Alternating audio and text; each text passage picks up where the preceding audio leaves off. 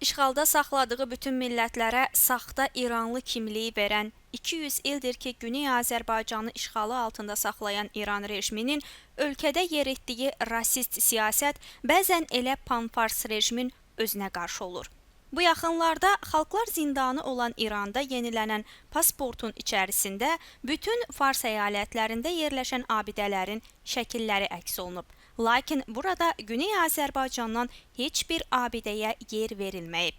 Bu pasportu vərəqləyən bir soydaşımız çəkdiyi videosunda farsça bizə İranlı deyən ırqçı Fars rejimi necə olur ki, bizim yaşadığımız Güney Azərbaycandan heç bir bölgəni və abidəni pasportuna daxil etməyib deyə rejimin panfars siyasətini ifşa edir.